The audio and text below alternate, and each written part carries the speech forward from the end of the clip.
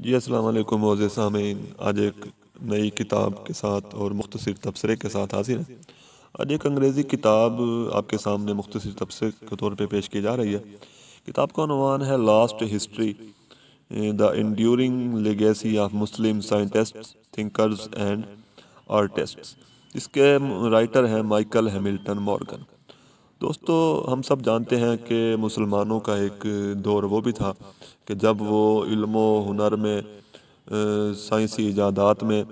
فکر و فلسفے میں اور بہت سارے علوم و فنون میں دنیا بھر پہ چھائے ہوئے تھے۔ مسلمان سائنسدانوں نے دنیا کو بے شمار ایجادات دی، جن ایجادات کی بدولت آج جو ہے ہمارا معاشرہ ترقی کے منازل طے کر رہا ہے۔ تو اگر ہم تاریخ کا مطالعہ کریں تو ان ایجادات کے پیچھے جو ہے وہ مسلم سائنسدانوں کی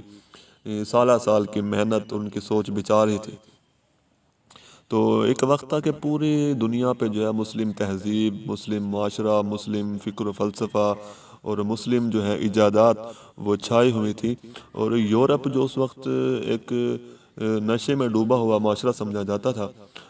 انہوں نے بھی جو روشنی، علم و ہنر کی روشنی، علم و ادب کی روشنی اور ایجادات کی جو روشنی لی ہے، وہ مسلمان سائنسدانوں سے، مسلمان فلسفیوں سے، مسلمان مفکرین سے ہی لی ہے۔ تو مائیکل ہیملٹن مورگن نے اس کتاب میں دراصل مسلمانوں کے ان ایجادات کا ذکر کیا، اس ماضی کا ذکر کیا، اس شاندار ماضی کا ذکر کیا کہ جب مسلمان جو ہے اس دنیا پہ چھائے ہوئے تھے۔ تو مائیکل ہیملٹن مورگن نے بڑے سنجیدہ طریقے سے، مدلل اور مستند ذرائع سے جو ہے یہ ثابت کرنے کی کوشش کی ہے کہ مسلمان جو ہے وہ ہمیشہ سے ہی خواب غفلت میں ڈوبے ہوئے نہیں تھے، بلکہ انہوں نے دنیا کے علم و ہنر پہ، دنیا کے فلسفے پہ، دنیا کی سائنس پہ اور ایجادات پہ جو ہے وہ حکمرانی کی ہے، جس کی وجہ سے آج جو ہے وہ دنیا اس حد تک ترقی کر چکی ہے۔ تو کتاب اگرچہ انگریزی میں ہے، تو اگر آپ انگریزی ذوق رکھتے ہیں، انگریزی جو ہے آپ کا شوق ہے، تو آپ یہ کتاب ضرور پڑھیں، اور اس کتاب کو پڑھ کے آپ کو اندازہ ہوگا کہ کون کون سے مسلمان تھے جنہوں نے ایجادات کی، اور جن ایجادات کی بدولت آج جو ہے ہمارا معاشرہ ترقی کے منازل طے کر رہا ہے۔ شکریہ۔